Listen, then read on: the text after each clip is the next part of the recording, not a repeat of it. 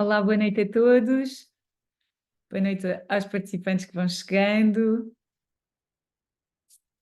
Vamos só dar aqui mais um compasso de espera.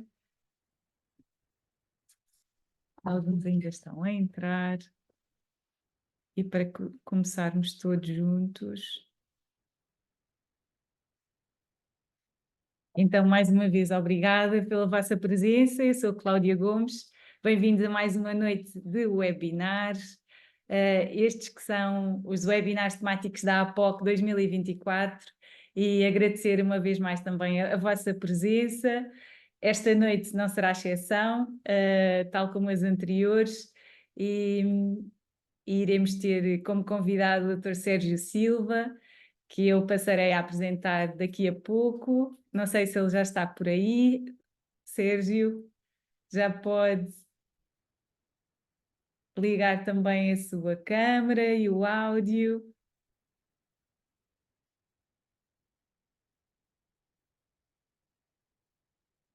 Agradecer mais uma vez também a presença do nosso convidado e, de alguma forma, também passo a agradecer já todo o apoio que temos nestes webinars temáticos da APOC 2024, os nossos patrocinadores que nos apoiam nesta edição, e são eles a S4Med, a Eubas, a Girassol e Bernat. Agradecemos todo o apoio que nos têm dado nesta edição. Sérgio já está por aí, só precisamos depois ligar. Olá, Tá tudo bem. boa noite, Cláudia. Consegue ver-me? Sim, está ótimo. Ok. Imagem, som, está tudo Boa ok. noite a todos. Obrigado pelo convite. Desde já agradeço à APOC Nós é que agradecemos. de me terem convidado para fazer parte dos vossos webinars. E pronto, estarei disponível para começar quando quiser, Cláudia. Então, olha, vou passar aqui a apresentar o seu tema e para todos conhecerem também quem é o Sérgio, não é? O Sérgio hoje traz-nos como tema a realidade depende do meu imaginário. E o Dr. Sérgio Silva é psicólogo clínico com licenciatura e mestrado em Psicologia Clínica pelo ISPA. É também doutorado em Filosofia e especialista em Psicologia Clínica e da Saúde, sendo também em Psicoterapia pela Ordem dos Psicólogos Portugueses. É membro da IARP International e Europsi Member. E tem vindo a participar em diversas comunicações nacionais e internacionais, e exerce as suas funções em contexto clínico. E não sei se quer acrescentar mais alguma coisa, Sérgio. Não, só um pequeno reparo. Sim. Eu sou doutorando em filosofia, não sou doutorado. Ok, ok. Um pormenor importante, é verdade, peço desculpa. Só para não induzir a nossa plateia em erro.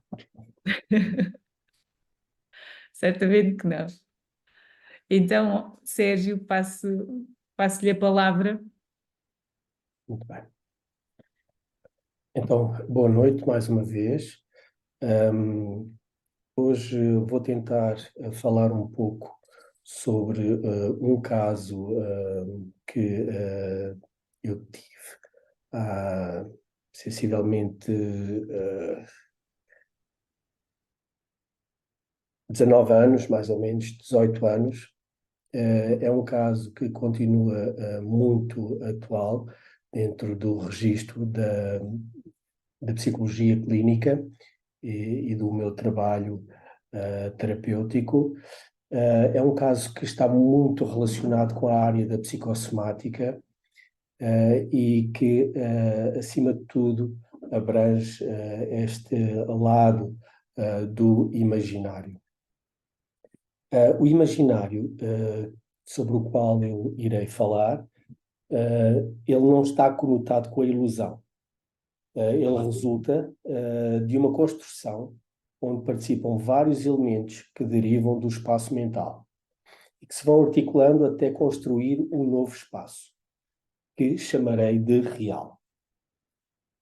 Pensemos que as descobertas, consideradas grandes ou pequenas, antes de se consolidarem ou de se concretizarem, estiveram unidas na imaginação como uma parte da nossa estrutura mental. Antes de mais, só fazer aqui a passagem. Não sei se está a aparecer o slide. Cláudia, pode-me dar só feedback? Não, ainda não, Sérgio. Não. Só um momento. Aqui.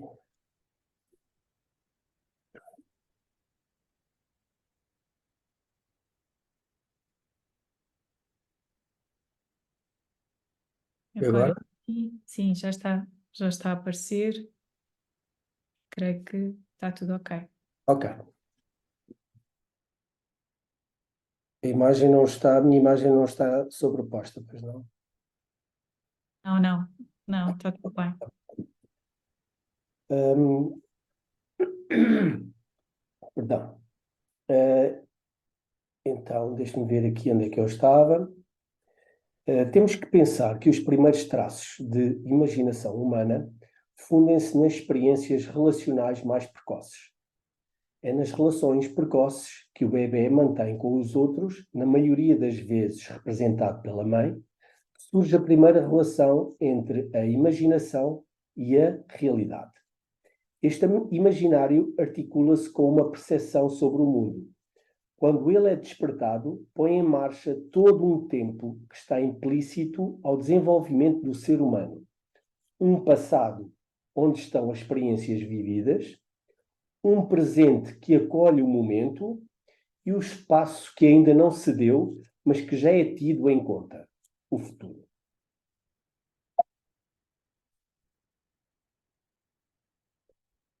Sabemos, através da prática terapêutica, que se poderão organizar determinadas problemáticas na criança que têm origem na incapacidade de imaginar o objeto na sua ausência. Muito bem descrito por Freud no seu livro Para Além do Princípio do Prazer, 1920. Freud descobriu isto de uma forma muito simples. Estava a investigar questões ligadas à compulsão para a repetição em neuroses traumáticas e, em determinada altura, reparou que o seu neto, Ernst, estava a brincar com um carrinho de linhas. A brincadeira consistia em atirar o carrinho para longe enquanto dizia forte, que expressava tristeza no seu tom de voz e que significa foi embora, distante, em alemão. A seguir puxava o carrinho de linhas, que estava preso pela linha, e dizia dá, que era conotado com prazer e satisfação, numa alusão a aqui e regresso. O entendimento que queremos fazer deste exemplo está ligado à relação que queremos estabelecer entre o objeto que está afastado, ausente, e depois passa a estar presente. A ausência entendida como um período de sofrimento e o regresso como um período que suscita prazer. Através deste exercício, a criança não só exercita um poder sobre o tempo em que quer fazer regressar o objeto que estava longe, como ensaia o tempo de frustração suscitado pelo afastamento do mesmo objeto, mas com a omnipotência de que o pode voltar a fazer surgir quando ele quiser.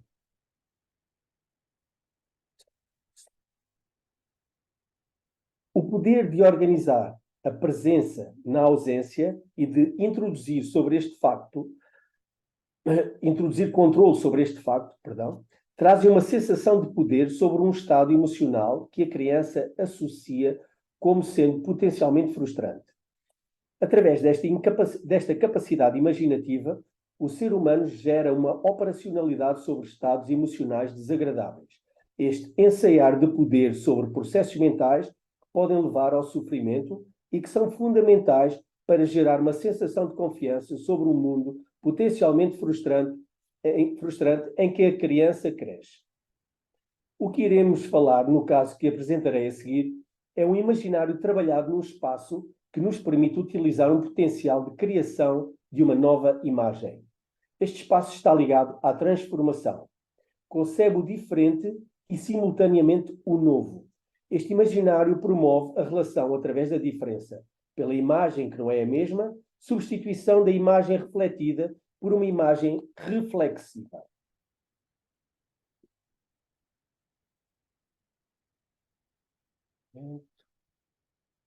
Há uma relação circular entre o imaginário e a realidade.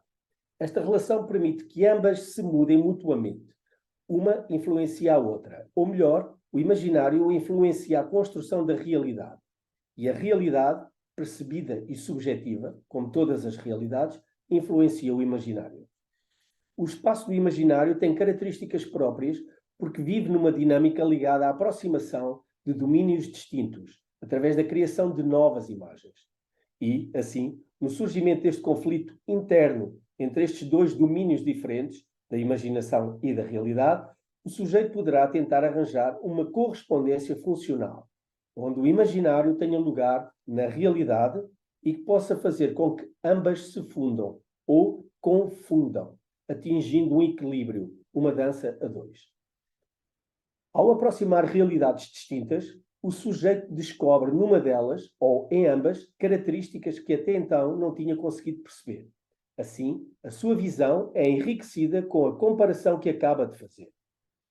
Nos confins do interior e do exterior, da representação e da expressão, do afeto e da percepção, o espaço imaginário corresponde a uma gama extensa de fenómenos, patológicos tanto como normais, cuja estrutura íntima tem a marca desta mesma ambiguidade fundamental.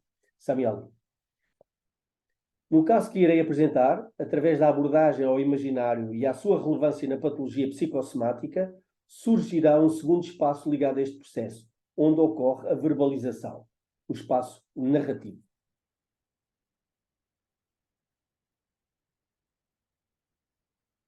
A neurose é uma estrutura psíquica caracterizada pela sintomatologia que tem origem numa fase infantil e que resulta de um conflito psíquico recalcado.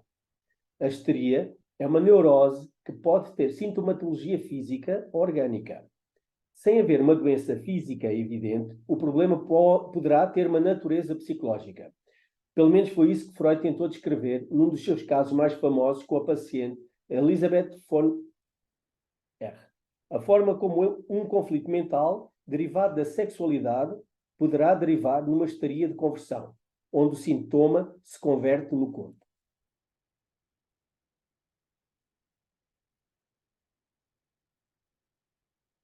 O sintoma histérico não pode ocorrer sem a presença de uma certa complacência somática fornecida por algum processo normal ou patológico no interior de um órgão do corpo ou com ele relacionado.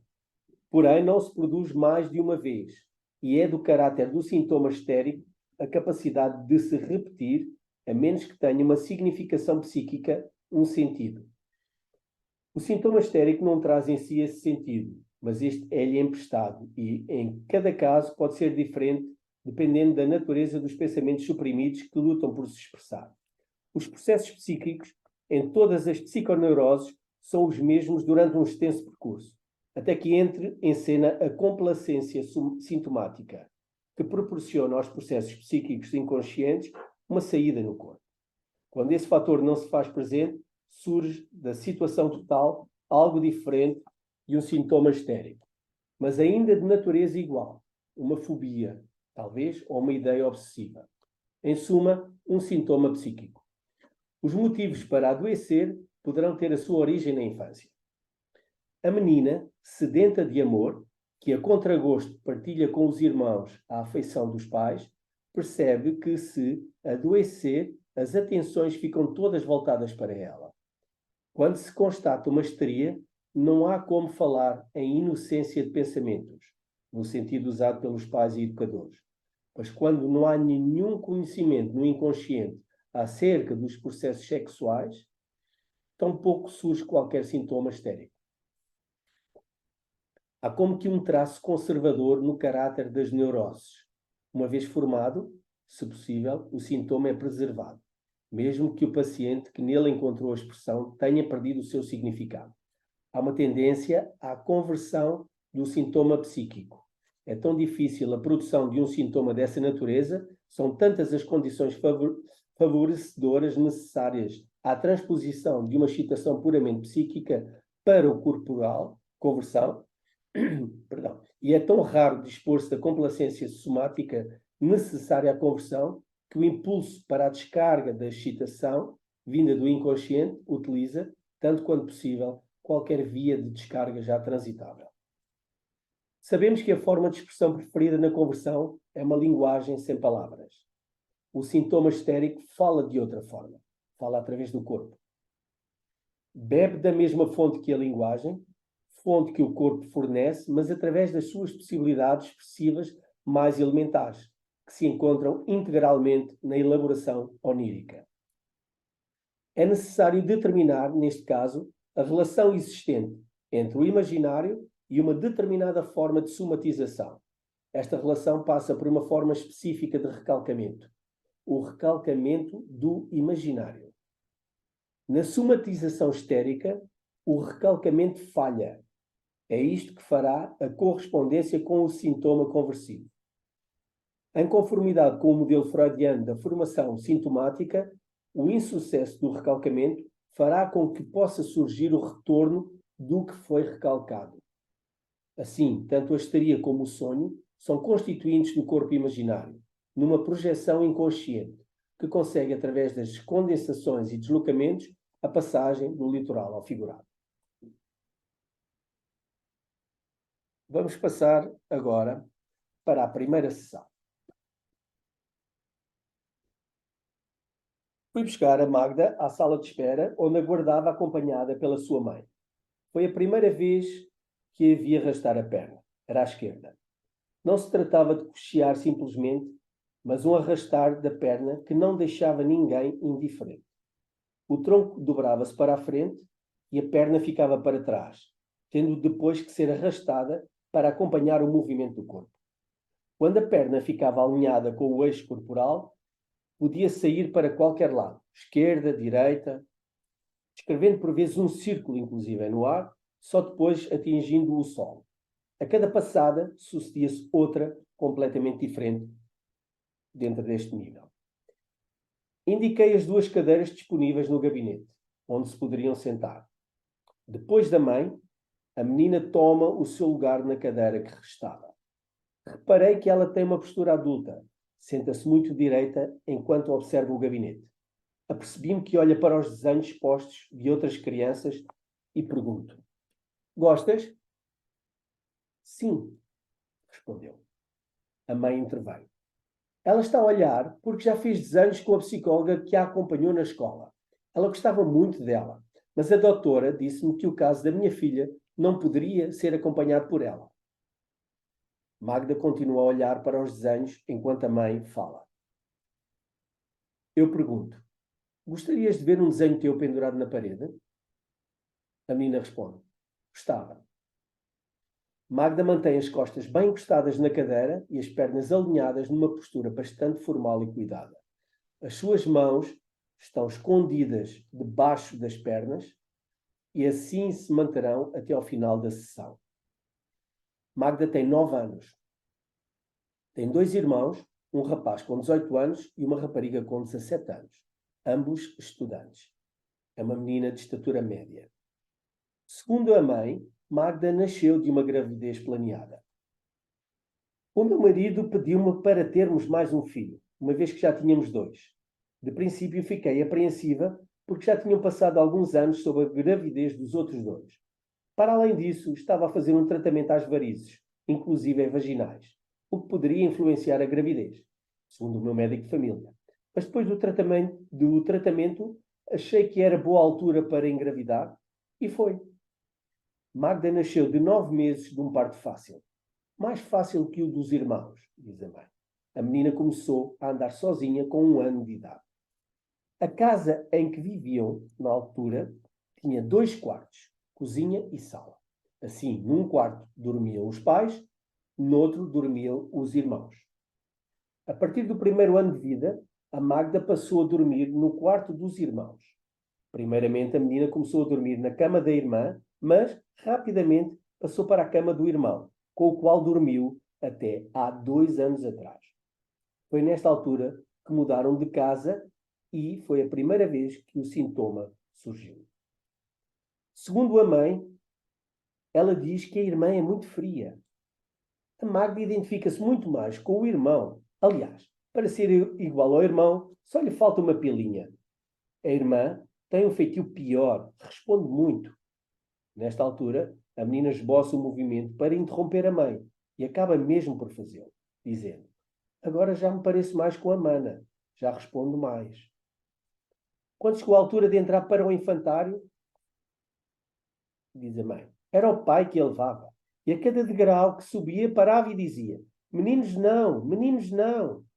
Depois, ao fim do dia, o irmão ia buscá-la. O irmão é tudo para ela. Não troca o irmão nem pelo pai, nem pela mãe. De repente, a mãe começa a falar pela boca da Magda num movimento que faz recordar os ventrílocos. O meu mano ia correr de bicicleta, ficava fora durante o fim de semana. E ela ficava com 39 ou 39,5 de febre. Veja bem, nestas alturas em que o mano vai para as competições, ela guarda a cama dele. Magda não encara a mãe quando ela está a descrever esta situação. Aliás, é frequente não observar a mãe enquanto ela fala. Mantém uma postura que vai alternando entre a observação dirigida ao terapeuta e à sala. Sempre muito direita, formal, uma postura para uma menina de 9 anos, nada convencional. Na interação social, não apresenta grande disponibilidade para trocas com os pares. É uma menina solitária na componente lúdica. Não refere motivação especial para estar com os amigos. Fecho um silêncio e tento devolver a atenção à Magda. Pergunto-lhe: gostas de brincar? Ela faz um silêncio e diz: sim. E eu pergunto: a que gostas de brincar? Com um sorriso, Magda introduz um breve silêncio, num misto de quem está a pensar e ao mesmo tempo a fazer com que o tempo passe, sem ter que responder. A mãe interrompe este silêncio e responde por ela: bicicleta e patins. Diz que gostas de andar de bicicleta e de patins. Sim, confirmou a menina. E com bonecas? Gostas de brincar com bonecas? Perguntei eu, um pouco provocador. Com uma expressão de quem foi alvo de uma pergunta desadequada, sorri e diz: não, não gosto. Slide, desculpem.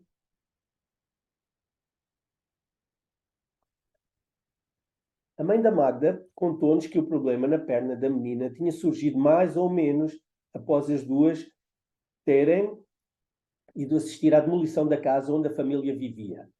Há 2 anos atrás a família decidiu mudar de casa, porque, entretanto, a que tinham já começava a ficar pequena.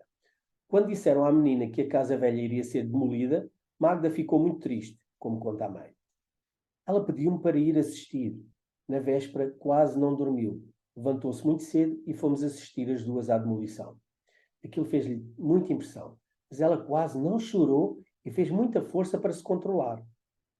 Na casa nova, cada um tem o seu quarto. O irmão tem uma suíte, segundo a mãe, porque vive sozinho no sótão onde fizeram o quarto para ele. Agora, quando chega do estágio, diz à irmã: anda a dormir com o mano. Era a mãe. Na segunda sessão, estivemos com a Magda e com o pai. Diz não se recordar de situações relevantes na infância da filha. Porém, mais à frente na sessão, refere que foi com a filha a uma neurologista no Hospital Dona Estefânia e que lá fizeram toda a despistagem de uma patologia física.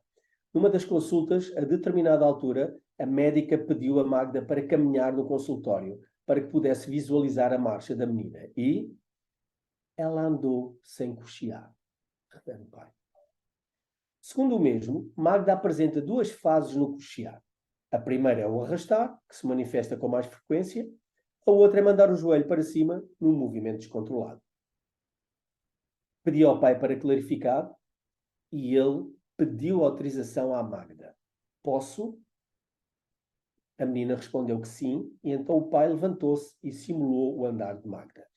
Entretanto, perguntámos à menina se ela conseguiria repetir o que fez no Hospital Dona Estefânia, ou seja, se não se importava de mostrar como é que ela consegue andar sem cochear, ao qual ela respondeu: sim, consigo. Eu controlo os nervos e consigo. De seguida, levantou-se, Foi a cochear até ao canto do consultório, inspirou, pôs uma postura muito direita e começou a andar de uma forma controlada, rigidificada, mas sem cochear. Os braços estavam direitos ao longo do corpo, como se estivesse a marchar. Depois de ter andado 2 vezes para cada lado, agradeci e pedi-lhe que se sentasse. Ela fê-lo retomando a postura serena e formal. O pai ficou incrédulo e disse: está a ver? Eu peço-lhe para fazer isto em casa e ela não faz. Por que é que ela não anda sempre assim? Marta não olha para o pai enquanto este está a falar. O pai continua: pronto, às vezes, quando está mais distraída, dá 2 ou 3 passos sem cochear. Isto poderá ser hereditário? Por que pensa que o problema que afeta a sua filha possa ser hereditário? Perguntei. Não sei, já me passou pela cabeça. É que eu tenho uma irmã que é deficiente motora e que, por acaso, é tal e qual a minha filha. Não só fisicamente, mas até na cara. São muito parecidas quando estão a rir. Até a maneira de estar. Segundo o pai, esta irmã, tia da Magda, sofre de espasmos musculares desde a idade dos 3 anos. Teve dificuldade para iniciar a marcha e os médicos diziam que ela tinha que ser operada ao tendão de Aquiles devido ao facto de não assentar o pé todo no chão, apenas os bicos dos pés. Foi operada quando tinha 18 anos, mas nunca ficou boa, disse o pai. Ela desloca-se numa cadeira de rodas, mas quando vai à minha casa tem que andar sem cadeira de rodas. Apoia-se nas paredes e consegue. Ela vive num centro para deficientes, mas não pode andar de canadianas porque senão cai para trás. Ela pratica natação, nada muito bem e já representou Portugal em 5 Jogos Paralímpicos. Reparo que existe uma admiração especial por esta irmã. A sua expressão muda e fica muito mais aberta como quando alguém está a falar de uma situação da qual sente orgulho. Magda observava-me e fez um silêncio. Olhei para ela, sorri e perguntei-lhe: podemos falar um pouco sobre coisas que tu gostas de fazer quando não estás na escola? Magda disse-me: gosto de ler e de escrever. E que género de livros gostas de ler? Perguntei. Fez um silêncio. Não respondeu. Qual é a tua personagem de banda desenhada preferida? Perguntei.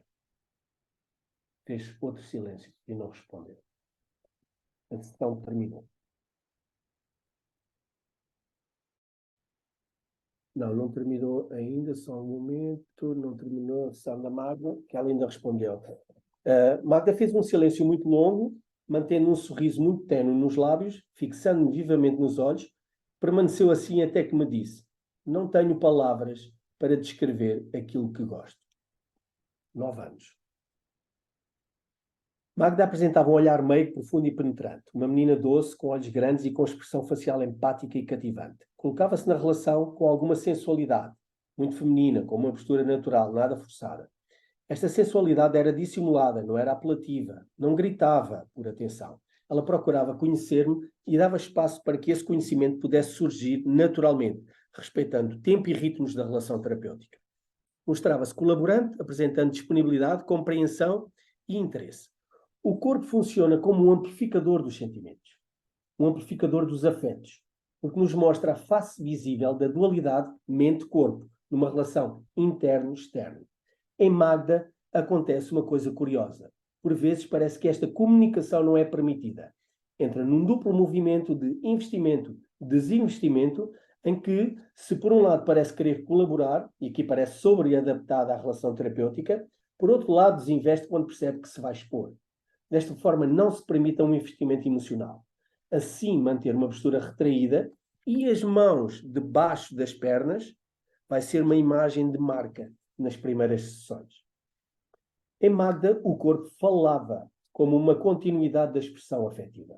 E assim era necessário estar alerta para decifrar este tipo de linguagem corporal, onde, por norma, também as mãos podem ser utilizadas como um prolongamento da sensorialidade, como uma extremidade, também ela sensorial, que recebe e passa para o exterior a sensação psicológica. Mantê-las escondidas, às mãos, bloqueadas, garantirá a Magda ter uma menor exposição perante o encontro terapêutico. Terceira sessão. Esta era a primeira sessão em que iríamos estar sozinhos, os dois. Depois de entrar no consultório, Magda sentou-se e disse: gosto do Snoopy. Como que uma continuação da sessão anterior, senti que esta entrada na sessão poderia ter que ver com uma dupla vertente.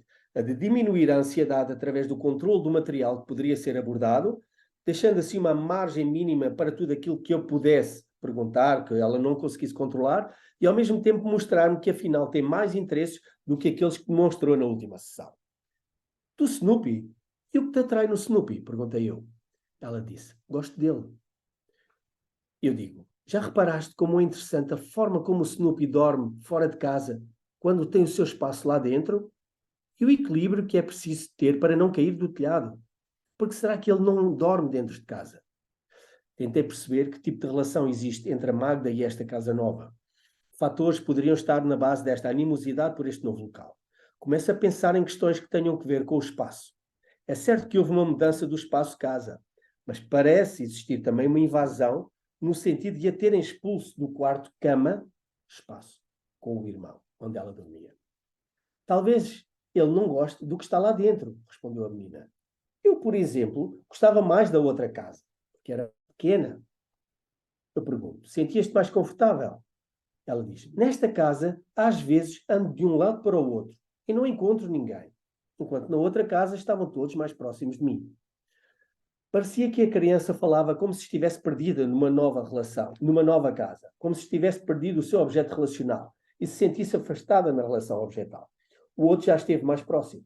Nesta casa, a menina tem o seu próprio quarto, o que a afasta de uma relação, proximidade com o irmão. O tamanho desta casa proporciona maior afastamento de frieza. Há uma sensação de desconforto. Também ela, se pudesse, faria como o Snoopy, mudaria a sua cama para o outro lado. Entretanto, nesta sessão, tentámos perceber se a Magda conseguiria eleger falar das suas preferências ou se manteria a bela indiferença, uma postura muito comum na histeria. Mas à medida que ia tentando, obtive sempre a mesma resposta.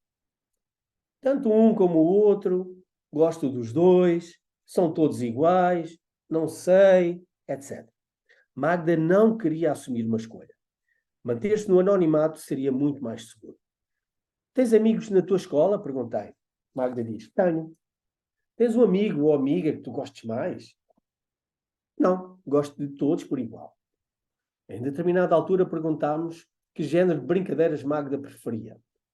Obtive respostas curiosas, desde jogar futebol e chutar a bola contra a parede. Mas houve uma que me chamou mais a atenção. O que gostas mais de brincar quando estás com os teus amigos? Perguntei. Gosto de brincar à apanhada. Gosto de correr atrás deles. Às vezes não os consigo apanhar. Não corro tão depressa como eles.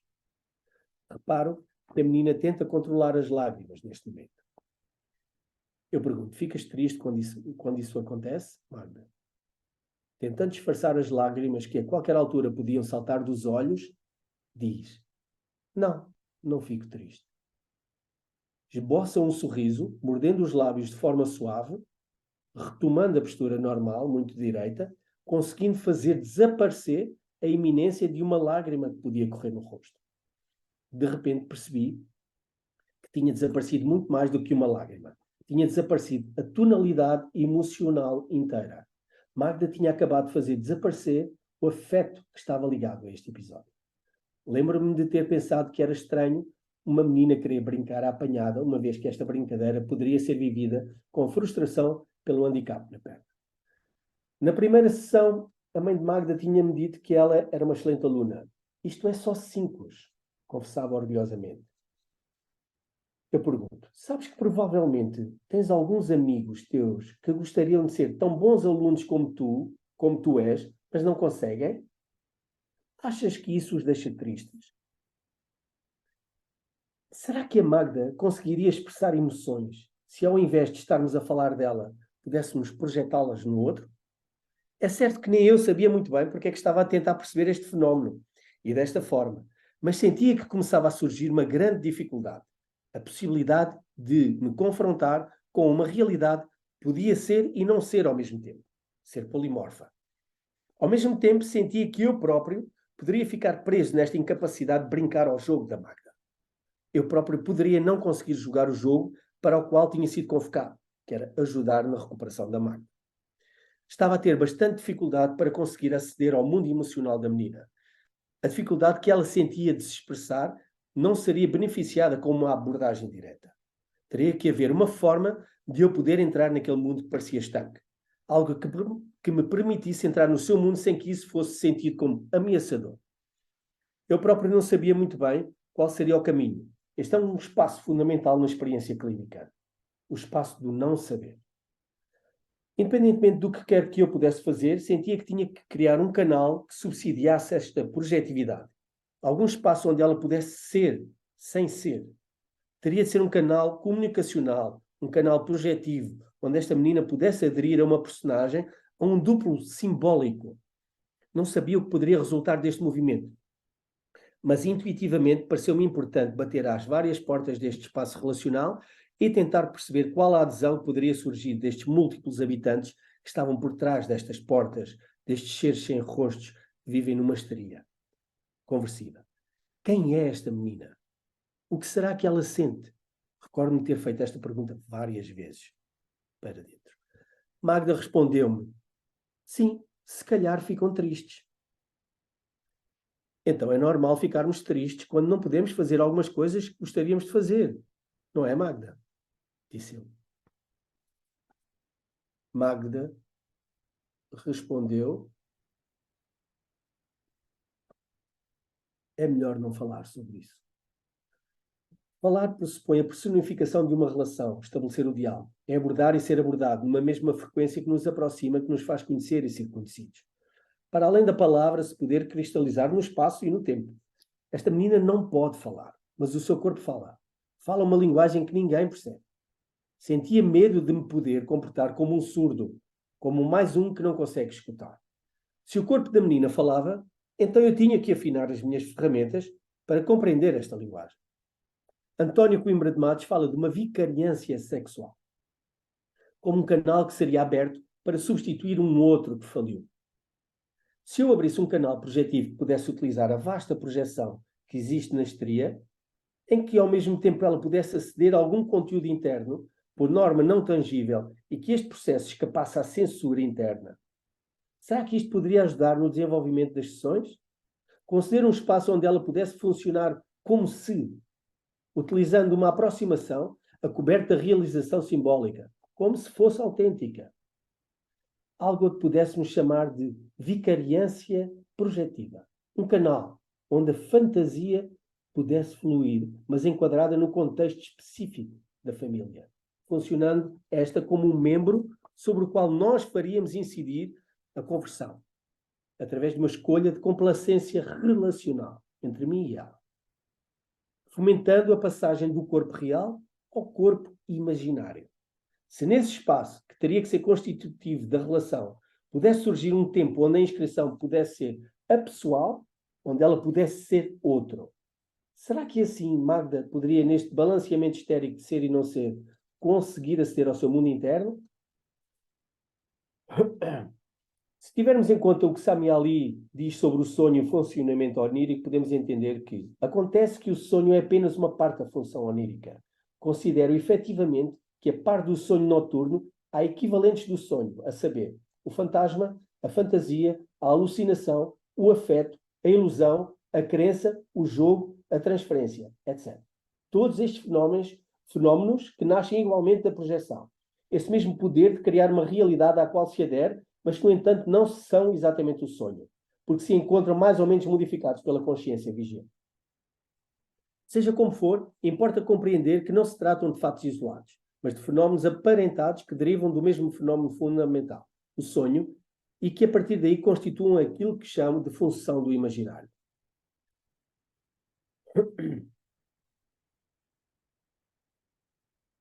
O corpo histérico é o correlativo de uma projeção que transtorna radicalmente o funcionamento psíquico. E se na altura da sua constituição a histeria é uma projeção que se assemelha à psicose alucinatória, o corpo na histeria é tanto real como imaginário. Como os restos diurnos que entram na formação do sonho, a realidade corporal só pode contribuir para a criação do sintoma histérico se ela apresenta um caráter de adequação. Ela deve estar apta a materializar o desejo alucinado. Então surgiu-me uma ideia. Pareceu-me que teríamos de nos encontrar, eu e ela, num espaço imaginário.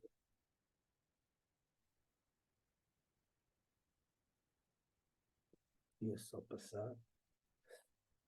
Olha, Magda, vou desafiar-te para um jogo. Pode ser? Sim, pode ser. Imagina uma situação. Anoitece. Está uma menina numa rua sozinha. Ela sabe o caminho de casa, mas não quer voltar para casa. Tu és a melhor amiga dessa menina. Diz-me o que lhe poderias dizer para convencê-la a voltar para casa. Rapidamente Magda respondeu. Tu tens que ir para casa. Gostas de estar na rua a brincar? Mas em casa tens mais brinquedos do que tens aqui. Aqui tens que inventar brincadeiras, porque os teus brinquedos estão em casa. Eu dizia que ela tinha a irmã dela em casa para brincar. Fez uma pausa e disse: acho que não a convenci. Incentivei-a a continuar, dizendo-lhe: tens que tentar novamente. Ela depende de ti. Então Magda disse: tens que ir para casa. E depois de lá estares, podes continuar a brincar na rua. Ela não quer. Ela sente-se melhor na rua. E eu perguntei: por que achas que ela se sente melhor na rua? Magda disse: se calhar. E fez um grande silêncio e disse: não, não pode ser. Se calhar tem um monstro em casa. E eu perguntei: como é que se chama a tua amiga? Joana. Ela chama-se Joana. Eu pergunto: pensas que a Joana não quer voltar para casa porque tem um monstro dentro de casa e por isso prefere ficar na rua? Magda responde: ela não tem medo de monstros. Está a ficar à noite e ela foi para casa. Porque não querias ir para casa? Continua ela. Porque não quero aturar a minha irmã. Não me apetece estar a aturá-la. É por isso. E eu pergunto: ela preferia ficar na rua do que ir para casa onde poderia estar com a irmã? Aqui resolvi introduzir um novo elemento configurativo para que a identificação projetiva, que entretanto tinha começado a surgir, pudesse continuar a inscrever-se. Perguntei: ela não tem um irmão? Magda responde: sim, tem um irmão mais velho. Só que ele já tem 18 anos e está sempre a estudar. Não lhe pode dar atenção. Ela podia pedir-lhe para brincar, mas ele vai dizer-lhe que não. Ela poderia ir para casa e dizer-lhe: mano, brinca comigo. E ele respondia: não posso, estou a estudar. Então ficou triste e resolveu voltar para a rua. Só que, entretanto, começou a chover. Enquanto isto, o irmão chamou-a e fez um jogo com ela. À noite, antes de dormir, pediu ao irmão: mano, joga um jogo de cartas comigo. Eles jogaram 3 vezes. O irmão ganhou 2 vezes e ela ganhou uma. Fizeste patota, disse ela ao irmão. Ela era muito invejosa. Ele disse-me que eu tenho que ir dormir. É bom ressalvar que isto é sempre a Magda a falar. Magda começava a falar de si mesma, mas na primeira pessoa. A Joana ia desaparecendo. Eu pergunto: onde eram os quartos deles?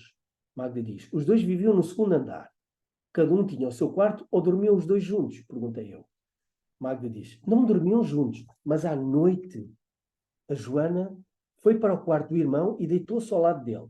O irmão, quando percebeu que ela lá estava, disse: vai-te embora, que já não quero brincar mais. Depois dele adormecer, ela enfiou-se outra vez na cama dele. Mas não aconteceu mais nada. Mas quando o irmão acordou, ficou chateado e disse: eu disse que não queria que viesses para a minha cama. Ao que a Joana respondeu: então, aqui está mais quentinho. O irmão depois disse-lhe: hoje, se jogares um jogo comigo, deixe dormir na minha cama. É que está a apetecer-me jogar às damas. E eu pergunto: o que é que tu achas que está a acontecer?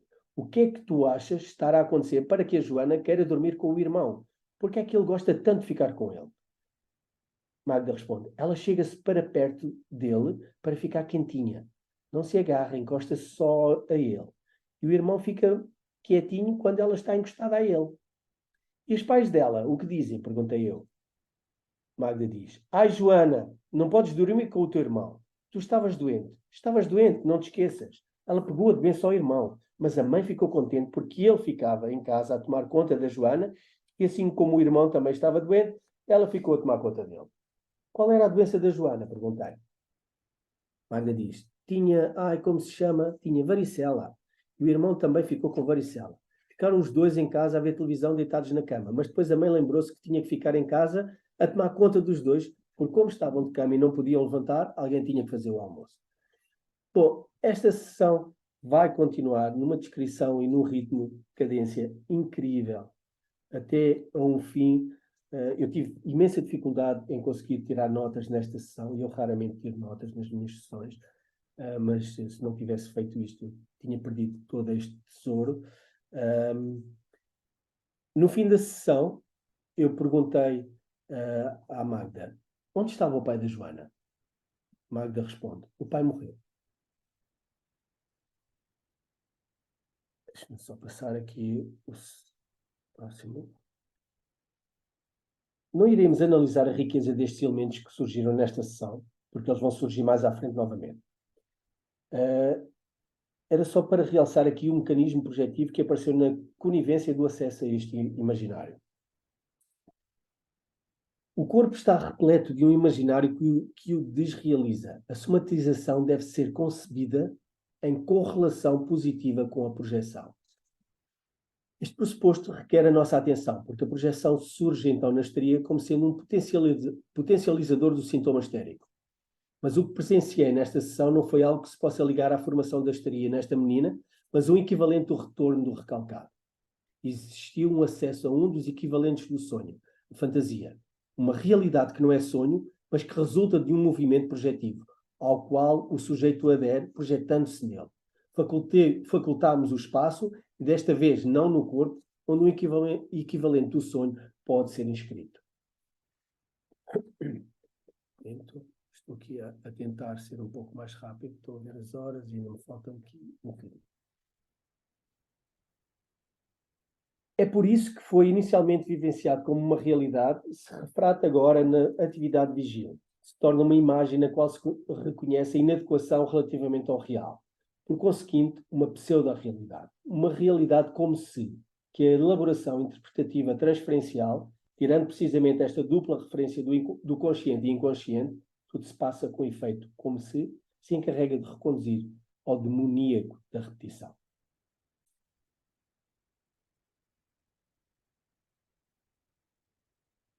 Na sessão seguinte, reparei que a menina estava com cara rosada quando chegou para a sessão. Depois de a ter cumprimentado, perguntei-lhe se estava com calor. Disse-nos que quando vinha para a consulta, reparou que se tinha esquecido de uma coisa e que por isso teve de voltar novamente à escola. O pai enervou-se porque pensava que ela ia chegar atrasada à consulta e ela acabou também por se enervar. Aliás, lá em casa toda a gente é muito nervosa, refere a Magda. Nós tínhamos falado sobre um espaço na consulta que seria dedicado ao sonho e posterior desenho sobre esse sonho. Tinha convidado a Magda a fazer um diário de sonhos e depois na consulta tinha pensado em fazermos desenho sobre o mesmo sonho. Senti que a introdução de um diário na rotina da Magda era positiva, uma vez que se trata de organização de um espaço pessoal que funciona como um confidente, ou melhor, um continente onde ela pode e vai permitir começar a inscrever os seus afetos. O que para a Magda é um exercício penoso, por nunca ter existido espaço para tal.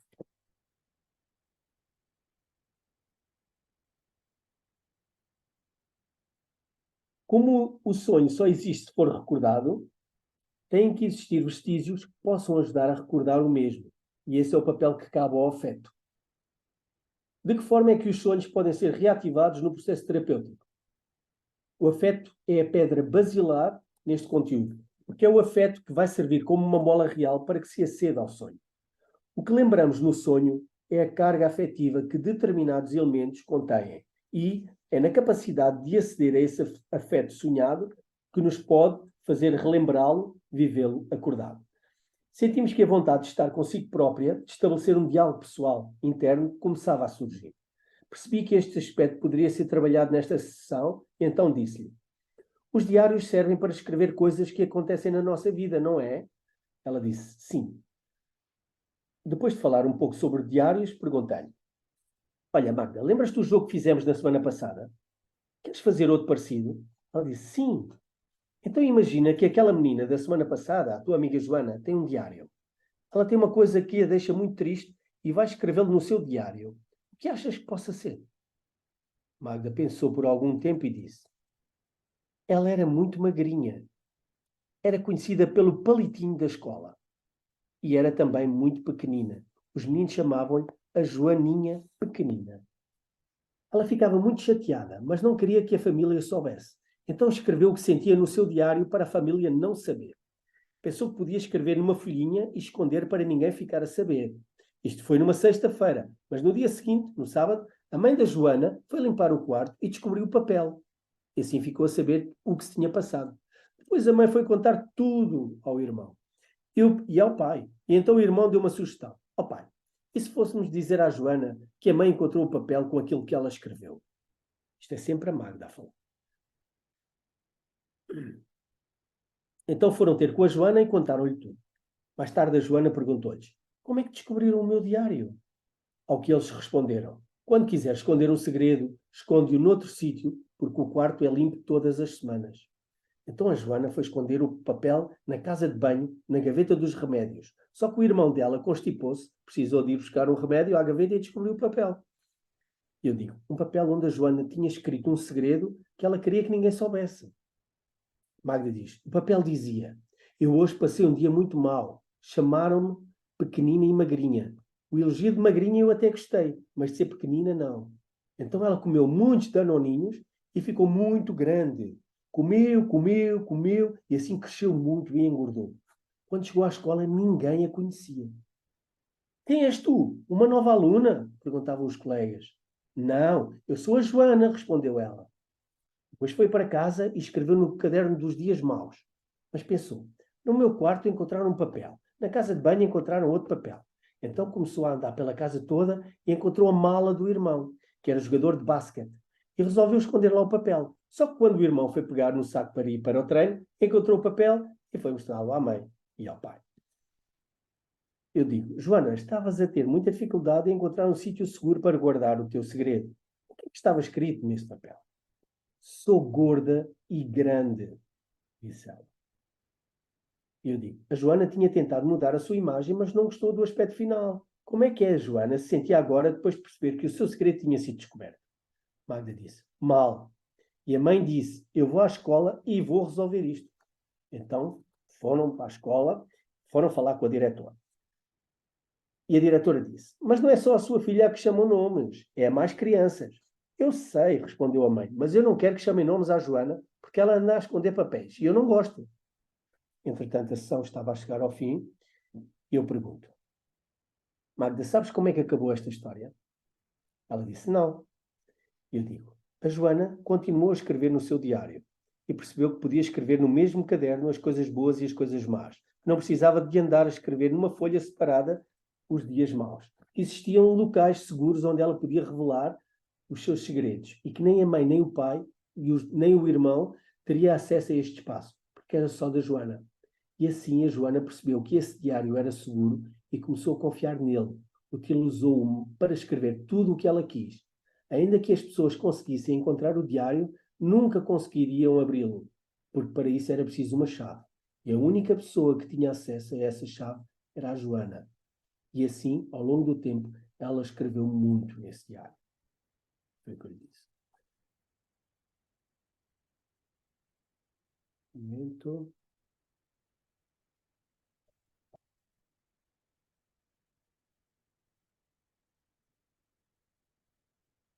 Magda interroga-se sobre a minha capacidade de contenção enquanto diário terapeuta. Até que ponto este diário terapeuta teria a capacidade de resistir às investidas da família? Toda a família é vista como intrusiva, invasiva. Magda sente-se incapaz de elaborar, de representar os seus afetos, porque não encontra um espaço de relação confiável. Agora começa a querer inscrever coisas num papel. Estes afetos que a menina vai transcrevendo para o diário têm que ver com a imagem corporal. O corpo em deformação, gordo, que se transfigura pela oralidade, pela incapacidade de se conter, pela falta de um elemento regulador. O corpo de Joana passa de palitinho para gordo, de pequenino para grande, depois de ingerir danoninhos. Portanto, este acesso ao corpo imaginário, que se funde com o corpo real, como se o corpo de Joana fugisse às leis naturais, é o mesmo processo que se dá no corpo de Magda. As leis que regem o corpo de Magda são as mesmas que atuam no corpo de Joana, assim como refere-se a Miali.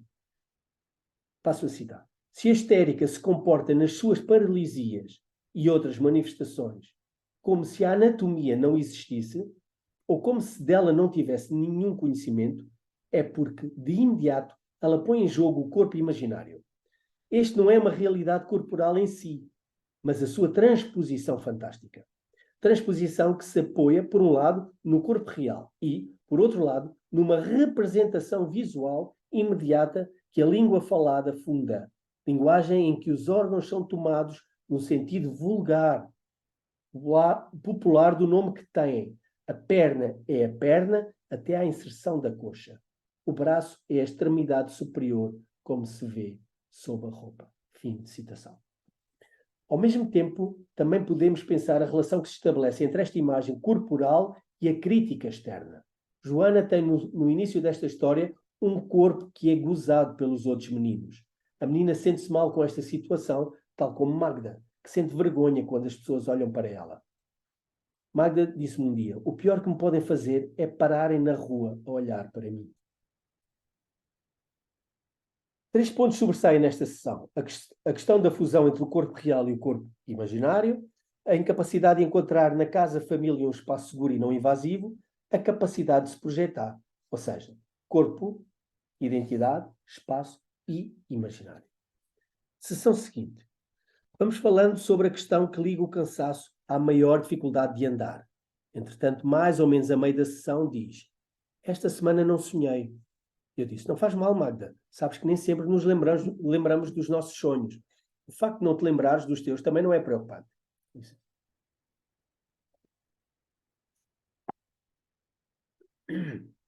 Apetece brincar a contar uma história daquela amiga que imaginámos aqui, a Joana? Magda diz: sim, boa ideia. Então vamos imaginar uma coisa, disse eu. Imagina que estás em casa da Joana, ela acabou de acordar, sonhou esta noite e vai-te contar o sonho. O que achas que possa ter sido? Magda sorriu, pensou um pouco e disse: eu não tenho boa imaginação. Eu aproveitei para direcionar a narrativa para um espaço que eu queria explorar, criar a atmosfera onde a relação com o irmão pudesse ser abordada. E eu disse: parece-me que tinha que ver com um passeio de bicicleta com o irmão. Magda disparou imediatamente, dizendo: andei muito tempo de bicicleta. Andei. A projeção era maciça já. Andei muito tempo de bicicleta, quase 1 hora. Subimos montanhas, haviam muitas pedras. Eu caí e aleijei-me muito. Feri-me na cabeça, no queixo, no cotovelo direito e na perna esquerda. O meu irmão não me viu a cair, continuou a andar e eu gritei: mano, mano. E ele respondeu: o que queres? Olhou, percebeu que eu tinha caído e voltou para trás. Depois levantou-me do chão. Eu estava muito ferida. Tínhamos que telefonar aos bombeiros para pedir ajuda, mas existia um problema. Nós não tínhamos telemóvel. Ele não sabia o que devia de fazer, então foi até uma casa e pediu se podia utilizar o telefone de lá para ligar aos bombeiros. Só que os donos da casa eram muito pobres e não tinham telefone. Depois o irmão da Joana continuou a procurar outra casa e encontrou uma muito grande, de onde conseguiu telefonar para os bombeiros. Então ele disse: daqui fala o João, o irmão de uma menina que caiu agora mesmo na Rua das Flores. Os bombeiros foram logo a correr ter com a Joana e o irmão, mas tiveram uma grande desilusão, porque ela não tinha feridas nenhumas. Eram só arranhões. Então, ela só tem arranhões, disse o bombeiro. Mas quando ela se levantou, eles viram que ela tinha uma ferida enorme nas costas. Agora têm razões para estar preocupados, disse o bombeiro ao irmão. Temos que ir para o hospital, disse o irmão. Quando lá chegaram ao hospital, os médicos ficaram de boca aberta. Nunca tinham visto uma ferida tão grande. Os médicos ficaram admirados, mas eles perceberam que a menina precisava de ajuda. O que disseram eles? Perguntei eu. Eles disseram: ó meu menino, nunca vimos uma ferida tão enorme na nossa vida de médicos, disse Magda. Nem eu, respondeu o irmão. Os médicos examinaram a Joana muito bem, só que ela tinha um problema nas costas que se chamava... Ela tinha as costas muito tortas e não podia andar com muito peso às costas. Ela era muito grande e na escola andava com os meninos às cavalitas e ainda ficava com mais dores. Eu disse: mas parece que no hospital descobriram o problema dela. Os médicos vão ajudá-la a recuperar das dores que ela sente nas costas. Magda disse: eles fizeram-lhe um raio-x às costas, mas ela não queria. Tinha muito medo e queria a mãe dela, mas a mãe não estava lá e o irmão telefonou para ela vir para o hospital. Mas tens que vir depressa porque ela sente a tua falta, disse o irmão à mãe. A mãe veio tão depressa, mas tão depressa que levou uma multa. Ficou no tribunal até muito tarde e não pôde aparecer. O irmão depois telefonou para o pai Ele também veio a correr e conseguiu fugir à polícia. A Joana continuava triste porque ela queria a mãe e não o pai. Ela gostava muito da sua mãe. Ela ficou muito nervosa e nervou-se tanto que as costas dela, cada vez, iam piorando mais. Teve que usar um aparelho nas costas. Desde esse dia, ela ficou triste porque não podia usar as costas, não podia fazer o pino, dar cambalhotas, etc. Mas ela ficou contente porque tinha que ser a mãe a levar a mochila para a escola, porque ela não podia pegar em coisas pesadas. E foi assim o sonho dela. Na verdade, ela tinha medo que os médicos a operassem, que a operação corresse mal. Mas ela não contou isso à amiga. Mas ela também não queria mentir à amiga. Só que ela estava tão magoada com o sonho que ela não queria admitir o sonho à amiga. Foi por isso que ela não contou a verdade.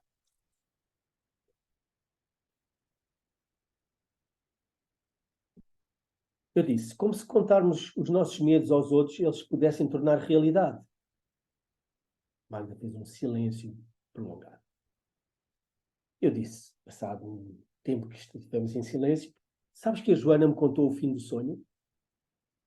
O que aconteceu foi que ela confiou no médico, que estava disposto a ajudá-la, e assim os dois conseguiram fazer com que as dores das costas da Joana desaparecessem. Sim. E no fim, quando ela acordou, pensou, não, isto não foi um sonho. O facto da Magda poder dar um passeio de bicicleta com o irmão é vivido com entusiasmo por ela. O irmão pratica ciclismo, é semi-profissional. E pelas descrições da menina, ele treina diariamente. Para Magda, andar de bicicleta durante muito tempo é um sonho, porque com este handicap da perna, ela não pode andar de bicicleta. Assim, este palco torna-se um espaço aliciante para que a projeção possa ser feita. Assim que o espaço projetivo surge, Magda envolve-se nele totalmente. A sua verbalização foi de tal forma fluente que tive alguma dificuldade em acompanhar a sua cadência. Como dizia Fernando Pessoa, não pondero, sonho, não me sinto inspirado, deliro. Depois de estar a andar de bicicleta durante 1 hora, surge o acidente. A queda que fez chamar a atenção do irmão. A visibilidade do sintoma. Um acidente funcional que fez com que o corpo de Joana se tornasse no epicentro da história, como com Magda. A partir daquele momento, sentimos como que a recriação da histeria conversiva através do retorno do recalcado. Mais uma vez, a história fantasiada fala da Magda, da sua relação com o material inconsciente. Ainda relativamente a esta história, surge um elemento que para nós, apesar de poder passar despercebido, encerra em si o valor das pequenas coisas constituintes de grandes significados. A pequena casa que o irmão visita para pedir ajuda, mas onde as pessoas eram tão pobres que não tinham telefone. É um dado relevante. A representação da casa pequenina, a primeira casa de ambos, onde a Magda dormia com o irmão. A funcionalidade deste espaço tinha desaparecido. Já não podia ir ao encontro das necessidades de Magda. Tinha falido funcionalmente. Era de gente pobre que estava incapacitada de prestar auxílio à dor de Magda.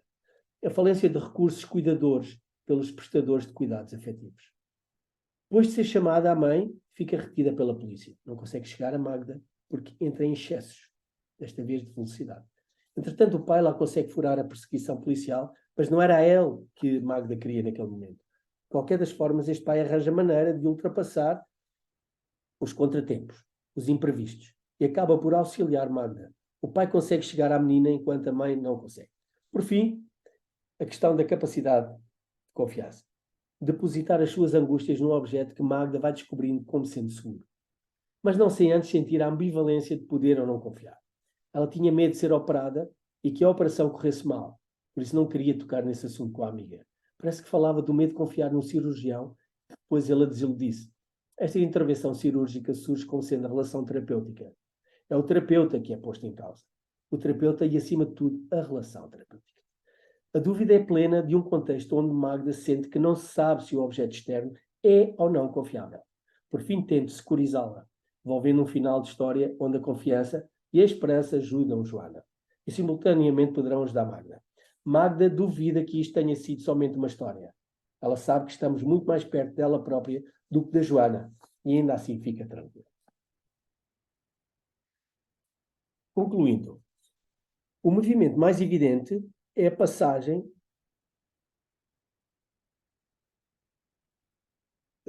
desculpe, desculpem, o movimento mais evidente é a passagem do corpo real ao corpo imaginário, tornando este último no corpo real através da projeção.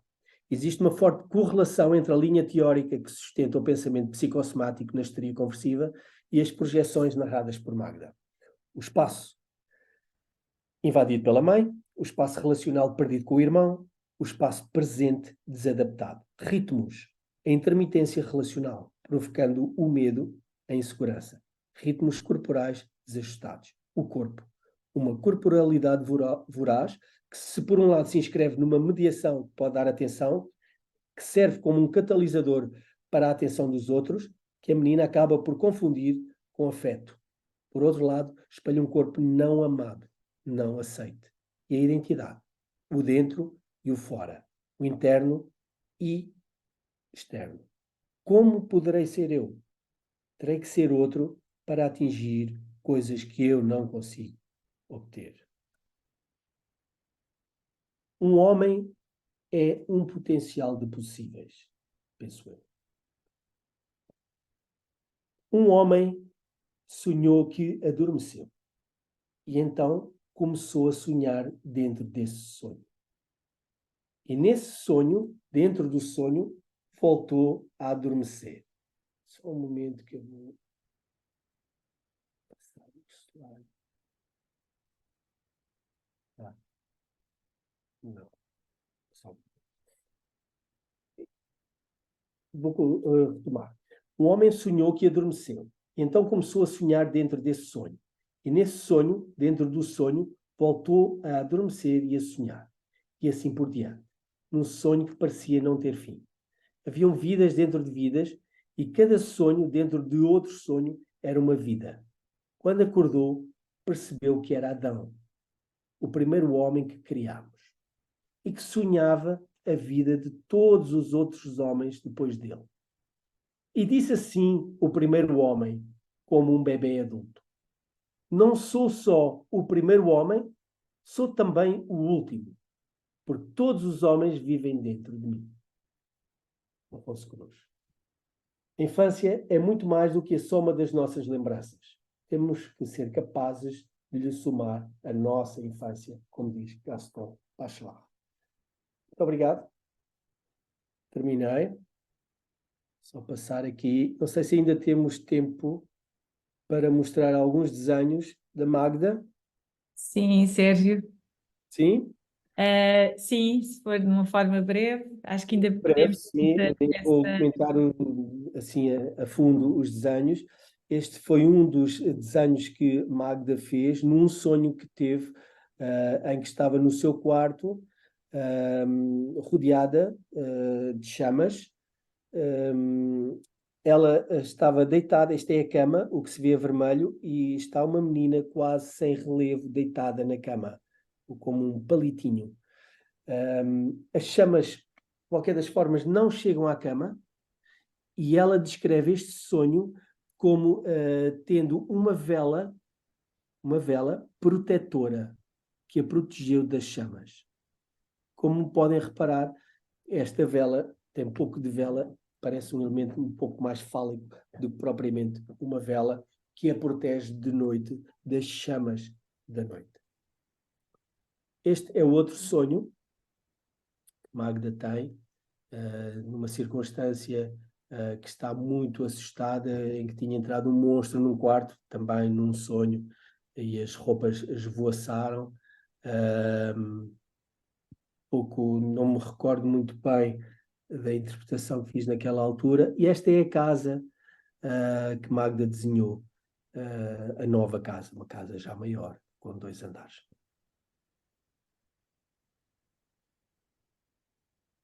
Aqui está aquilo que eu estava à procura, depois não encontrei, mas fica aqui o apontamento. Depois posso passar para trás. Muito bem. Obrigado pela vossa atenção. Espero não ter sido demasiado longo. Obrigada a nós, Sérgio, por esta partilha e por nos fazer pensar de outra forma e com outros prismas que nos tiram também da nossa caixa, não é? Especialmente nesta visão osteopática. É importante ouvirmos estas visões de outros colegas profissionais de saúde que podem também nos fazer pensar. Certamente, porque todos nós lidamos com os nossos pacientes todos os dias, muitos de nós trabalham com crianças e certamente temos muitas dúvidas nas nossas sessões, porque também se calhar assistimos a muitas situações que se calhar nos lembraríamos de si para decifrar alguns grandes pormenores com os quais também lidamos. Por isso, mais uma vez, obrigada pela sua partilha e pelo caso clínico que apresentou. E podes partilhar, talvez seja mais fácil.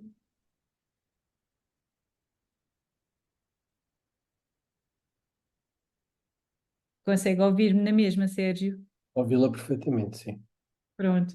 Então, olha, passamos aqui este mote de discussão de algumas perguntas. O nosso horário já vai um bocadinho mais tenso, mas temos espaço pelo menos para debater aqui duas questões que nos colocaram. E uma delas, que foi colocada pelo nosso participante, o Mário Gomes.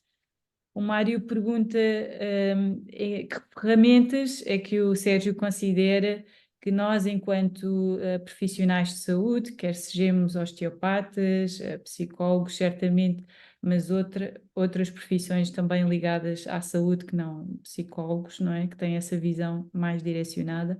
Que ferramentas é que devemos ter perante estas questões do imaginário quando lidamos com as crianças? E como é que nos devemos posicionar em relação aos pais na sessão para preservarmos também a relação terapêutica com as crianças? Que dicas é que o Sérgio nos pode dar nesta relação, tanto com os pais, não é? A posição dos pais e que atenção é que devemos ter a estas questões do imaginário quando lidamos com as crianças em sessão? Respondo já a esta. Sim, podemos começar por aqui. Obrigado pela pergunta, Mário. Bom, essa é uma pergunta muito interessante, porque, de facto, na minha experiência, os pais é a maior dificuldade que acabamos por ter, por sentir. Porque há um condicionamento natural entre aquilo que é a relação e a díade, isto, normalmente quando a criança vem com um dos pais, quando vem com os dois, será um pouco diferente, mas quando vem com um dá para compreender aquela tensão que existe, tensão que é uma relação que existe. E normalmente a estrutura da própria relação fala bastante sobre aquilo que é o envolvimento e a atmosfera em que a criança está. Cabe-nos a nós, na maior parte das vezes, tentar não entrarmos muito naquilo que possa ser a relação que eles mantêm, porque há uma espécie de homeostase nessa própria relação, existe um equilíbrio já formalizado, na maior parte das vezes, que vai condicionar a estrutura daquela família. A observação e a interpretação é fundamental. Devemos ter capacidade para perceber de que forma é que aquela relação se estabelece. E, na maior parte das vezes, o que eu considero muito útil é quase como fazer uma substituição daquilo que possa ser interpretado como uma espécie de relação matriz. Essa relação existe e a relação que o terapeuta deve estabelecer com o seu paciente deverá ser uma relação de teor diferente, substitutiva na possibilidade e no potencial do próprio o paciente poder reinterpretar a qualidade da relação que ele tem com os pais e que pode ter uma diferente com o seu terapeuta. Na maior parte das vezes, a ferramenta que eu considero mais útil e mais forte até na própria psicologia, é a qualidade da relação que se consegue estabelecer com o paciente. O aspecto relacional é em si mesmo e tem em si mesmo uma capacidade não só para fazer aparecer muitas vezes características que o próprio paciente ainda não desenvolveu, mas que estão lá, de uma forma em jeito de potencial, que estão à espera de serem descobertos. Mas esta forma de fazer com que o próprio paciente possa aceder a esse potencial terá que ser não invasivo. Por exemplo, esta mãe, na relação que tinha com a Magda, era de uma invasibilidade gritante. A própria menina sentia que não tinha esta capacidade, este espaço. Pois há ali umas questões que há culpa e reparação, dela sentir que em determinada altura pode não estar muito próximo da mãe, como surgiu, e quer reparar aquilo através do sonho, dizer que ela gostava era da mãe, queria que fosse a mãe a vir e não o pai, quando não era nada disto, era exatamente o contrário. Mas muitas das vezes este tipo de emoção não é uma coisa pacífica. Nós dificilmente podemos odiar os nossos pais, ou não gostar dos nossos pais, ou dizer que estamos... aliás, nós estamos isto já desde o tempo de Freud, que nós temos uma sociedade de neuróticos precisamente por causa disto. Porque nós somos incapazes, também um pouco, desculpem-me a frontalidade, mas esta questão desta cultura judaico-cristã também não vai ajudar muito nesta culpa que nós temos enquanto sujeitos sociais, que por minha culpa, por minha tão grande culpa, que é sempre culpa nossa, de qualquer coisa que acontece, é muito importante que nós possamos pensar, só que isso não funciona quando somos crianças, que em determinada altura os pais erram connosco. E eu sou pai, tenho 3 filhos e não sou nada perfeito. Eu sou um pai que também erra. Sou um pai que tenta fazer o melhor, pensa sobre os seus erros, tenta não repetir erros, mas que erra.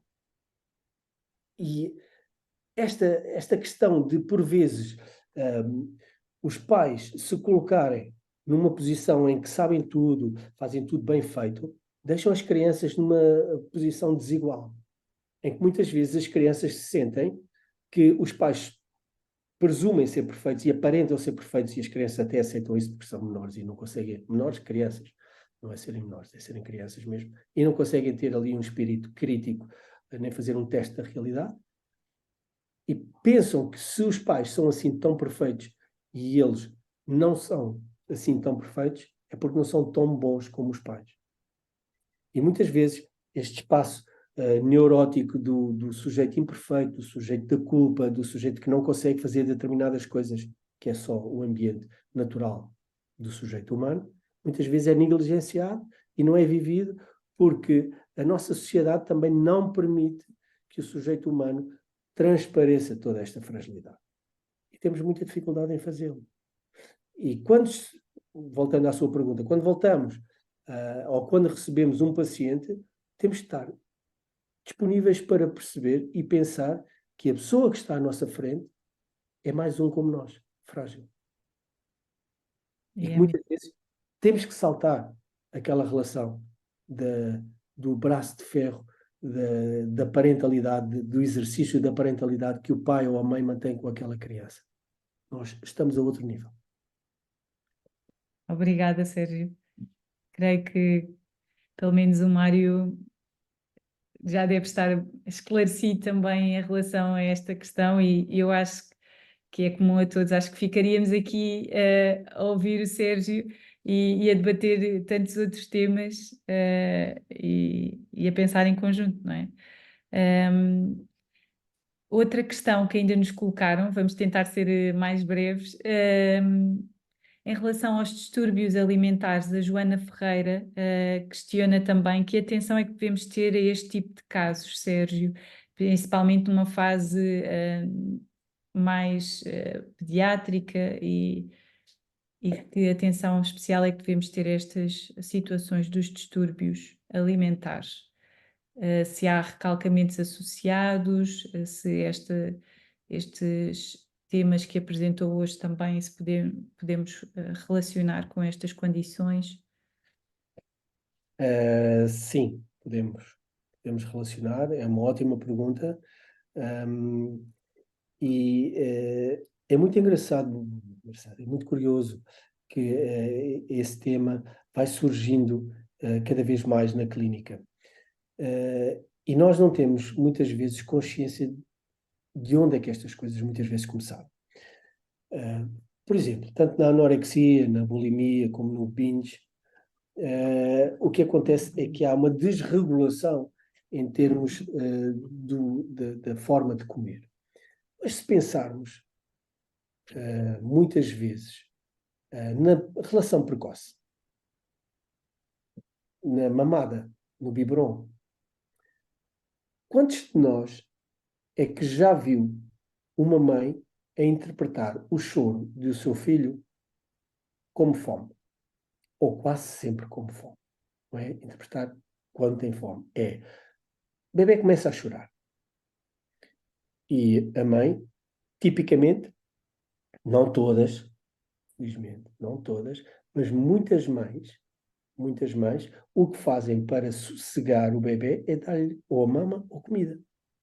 Em que muitas vezes não é bem isto que a criança está a pedir.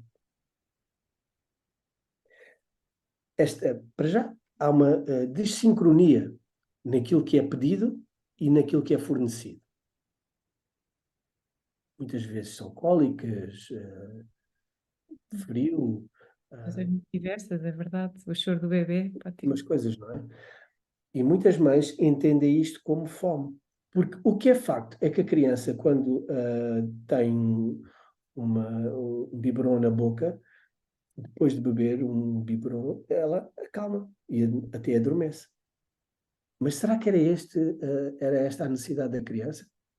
E muitas vezes, quando em bebês esta necessidade de relação, desta regulação de afeto, é mal interpretada ou interpretada de uma forma como se fosse comida, a necessidade do bebê, passa para o inconsciente uma regulação através da comida. E quando começamos a crescer, o que acontece é que muitas vezes esse vazio que vamos sentindo, e é um vazio muito frequente, pode ser colmatado com comida. Mas nem sempre, ou raramente, esse vazio emocional representa fome. Ou seja, muitas vezes o ato de lidar com a frustração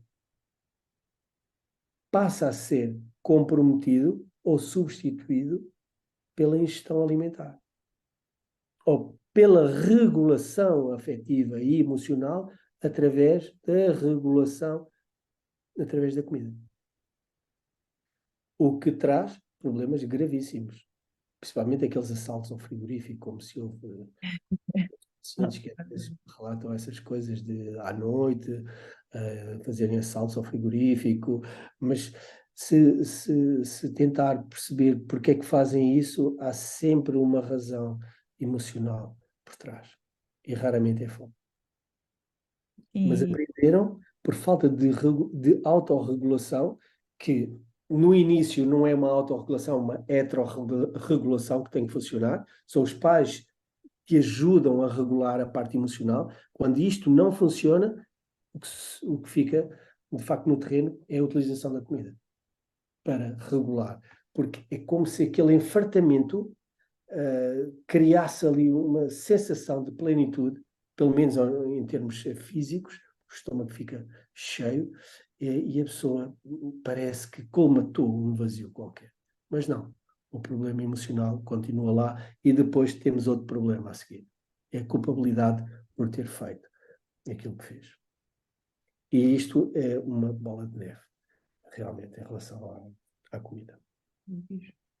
A relação que eu acho, numa fase mais precoce, tentar perceber melhor que tipo de relação é que, ou qual é o nível e a qualidade da parentalidade que possa estar ali implícita, e muitas vezes também não é só uma questão dos pais, os pais também precisam de ajuda, os pais muitas vezes estão perdidos, mães às vezes deprimidas, com dificuldade em fazer, exercer o papel de mãe, pais Eu também. também. E a culpabilização que o Sérgio falava há pouco, não é? E muitas vezes assistimos também neste discurso dos próprios pais, não é? Quando descrevem estas condições dos seus próprios filhos, não é? A culpa vem sempre muito associada também aos pais. Eles Sim, próprios. raramente, é isso mesmo, Cláudia. Raramente os pais, quando têm. Eu, quando analiso, eu, como sou de uma linha muito psicanalítica, eu tendo a fazer, a perceber melhor o passado e a infância das pessoas. Há uma coisa que eu gosto sempre de fazer menção, que é a ideia nunca é culpabilizar os pais.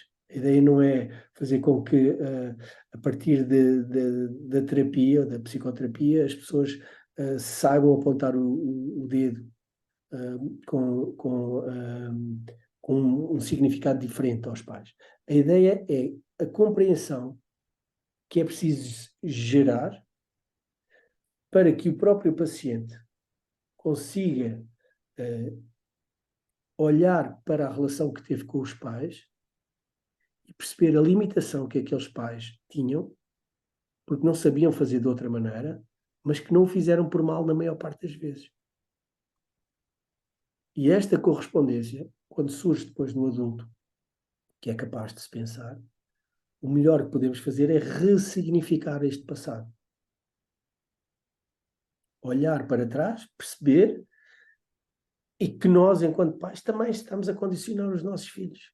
Porque também nós estamos a exercer uma parentalidade que nós julgamos adequada. E muitas vezes não é a melhor.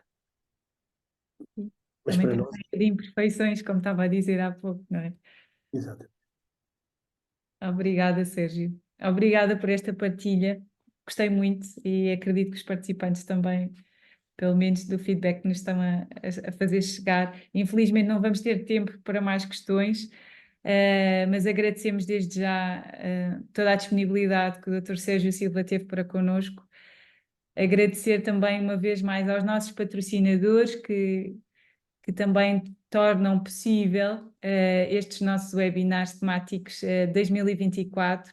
A todos eles o nosso muito obrigado e a cada um de vocês que está desse lado. Teremos novo encontro marcado daqui por mais 15 dias com o Alex Johnson no dia 17 de junho e por isso fiquem bem e até lá. Obrigada, Sérgio, mais uma vez. Eu é que agradeço. Muito obrigado e boa noite. Obrigada, boa noite a todos.